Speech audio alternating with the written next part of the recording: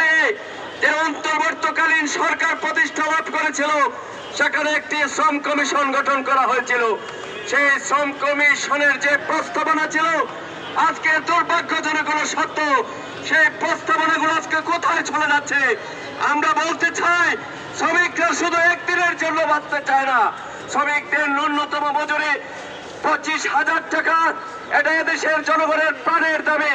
কিন্তু আমরা বলতে চাই, আজকে শ্রমিকদেরকে ছাঁটাই, কলকারখানা বন্ধ, বিশেষ করে রাষ্ট্রায়ত্ত চিনি কলগুলো, পাট কলগুলো সব বন্ধ করে দিয়ে বাংলাদেশে লক্ষ লক্ষ শ্রমিককে আজকে বেকারত্বের অভিশাপের দিকে ঠেলে দেওয়া হয়েছে।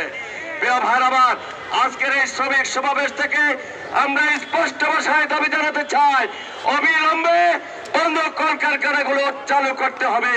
দ্বিতীয় যে কথাটি বলতে চাই, বর্তমান গণপ্রজাতন্ত্রী সরকারের বাংলাদেশের প্রধানমন্ত্রী তারেক জিয়া সাহেবের উদ্দেশ্যে আমরা আহ্বান করতে চাই, আপনি বাংলাদেশে আজকে ফ্যামিলি কার্ডের ব্যবস্থা করছেন, কৃষক কার্ডের ব্যবস্থা করছেন, আমরা আপনাকে ওয়েলকাম জানাই, কংগ্রাচুলেশন জানাই।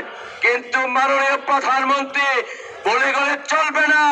এই বাংলাদেশে আপনার আগমনকে নিশ্চিত করেছে প্রায় 300 শ্রমিক জুলাই গণঅভ্যুত্থানের জীবন দিয়ে।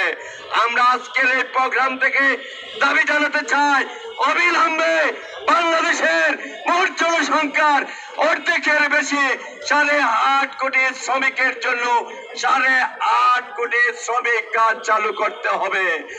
যে কার্ডের মধ্য দিয়ে এই শ্রমিকরা তাদের সন্তানদের বিনামূল্যে চিকিৎসার ব্যবস্থা পাবে, যে কার্ডের মধ্য দিয়ে আমার দেশের খেটে খাওয়া শ্রমিকেরা যেখানে স্বল্প মূল্যে পণ্য ক্রয় করে খাবার ব্যবস্থা হবে, যে কার্ডের মধ্য দিয়ে আমার দেশের খেটে খাওয়া শ্রমিকেরা যেখানে অল্প পয়সায় এই কার্ড দিয়ে বিনা